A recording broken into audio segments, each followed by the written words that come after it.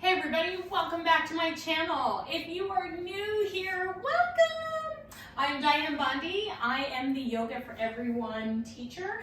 I spend my time trying to adapt and learning how to create variations for different poses so that all bodies feel welcome on the mat.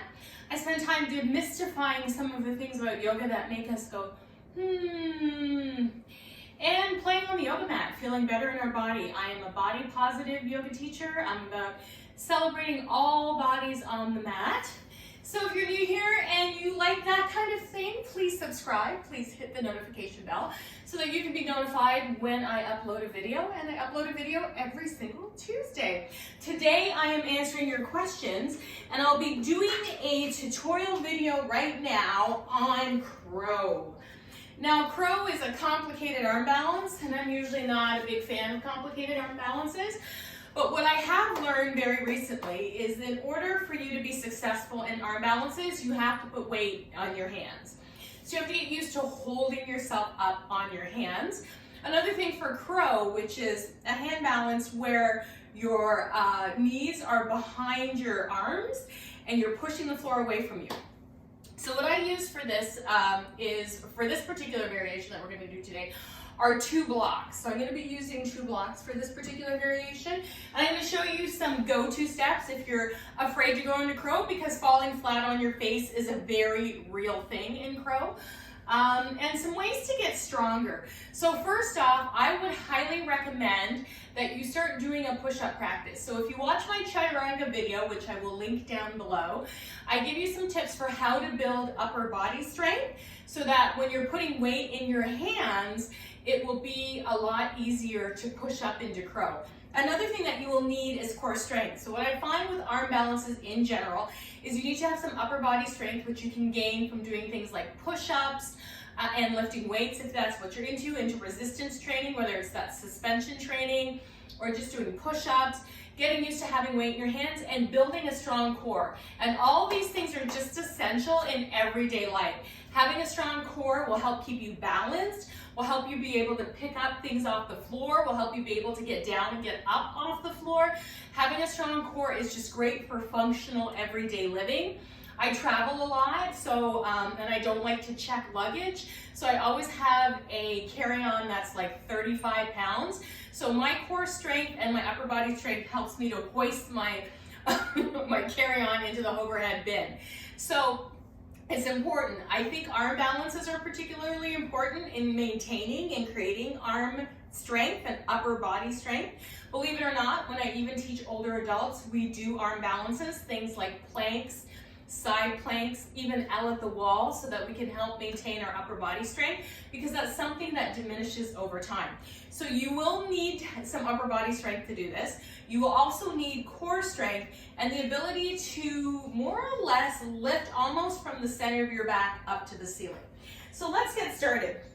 What I like to do when I'm teaching crow pose for the first time is help have somebody put a blanket, bolster, or cushion in front of them, because it mitigates the feeling of falling forward and falling flat on your face.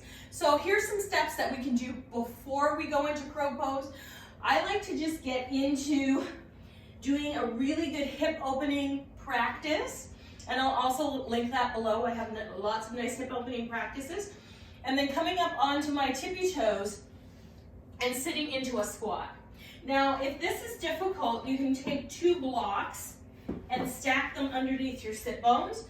Bring your elbows to the inside of your knees and press your knees apart with your elbows, lifting from the chest. Okay, so that's the first part of crow pose, or a facsimile up. So this is this pose that we're just gonna flip on its side. So that's one option. You can get used to pushing into your knees with your elbows, and your elbows into your knees, come up onto your tippy toes, and then push the floor away from you. So this is also crow pose, right? This is crow pose turned on its side, right? Okay. Another way that you can explore crow pose is to come onto your back,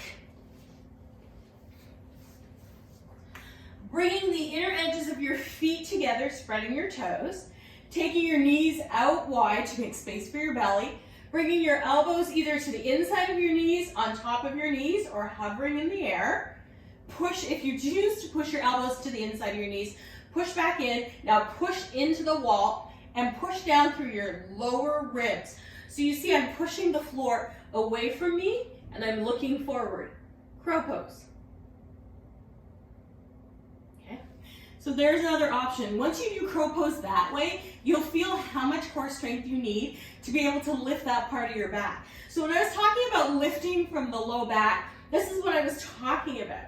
That when we push our feet together, push down into the floor and push the floor away from us, we're really lifting or pushing through the low back. Okay. So those are ways that I think are accessible for a lot of people to play with, especially this one on your back. You can even just take the shape of the pose on your back, right? So that you can get a feel for it and work on lifting the tailbone up as you press down through the low back. What you also want to do is work on your push-ups, work on your core strength, so that can help you get into these poses. All right. Another way that we can play with crow pose is we can use a block to balance our head on crow pose, and we can also use the block to balance our feet, to get our knees up a little higher onto the back of our arms. So let's start with standing on the block. So I'm a big fan of cork blocks, as I've mentioned in most of my videos, because when you stand on them, they don't lose their shape. So when you stand on a foam block, it starts to squish to the ground, right? But standing on a hard core block, or a cork block, well, the block will maintain its shape. So then I come to squatting, taking my time, leaning forward, coming up onto my tippy toes once I get to the floor, taking my knees out wide. Now placing both of my hands, like I'm about to do chaturanga, onto the floor and looking forward, pressing my heels together. Another variation of crow pose, okay? You can stay here, or you can start to bring the arms to the, start to bring the knees to the back of the arms and bring your toes onto the block, okay? Looking forward, crow pose, leaning to maybe one toe or both toes come off the block. Okay, so that's playing. Another way you can play, is I like to use two blocks here, is if you can get low enough, knees out wide enough, elbows to the inside of the knees, lift up, look forward, and I have to keep playing to find the exact positioning. And then you can lean forward and see if you can press your head into the block and lift your toes up off the floor. Play a little bit that way. Last but not least is doing it without any props. So all the lead ups are all the ways you can play with leading up to this pose. That it doesn't have to be all or nothing. So you have the squat, you have crow pose on your back, you have crow pose with the block underneath your toes, you have crow pose with the block underneath your head. That's crow pose, that counts. You never have to go any farther. If you're there, and that's great, just be there. Now, if you want to do crow pose without any of the accoutrements, or any of the props, which are our friends, I come to about the halfway to the center of my mat. I do a really great hip opening practice. I try to get my butt as close to the floor as possible.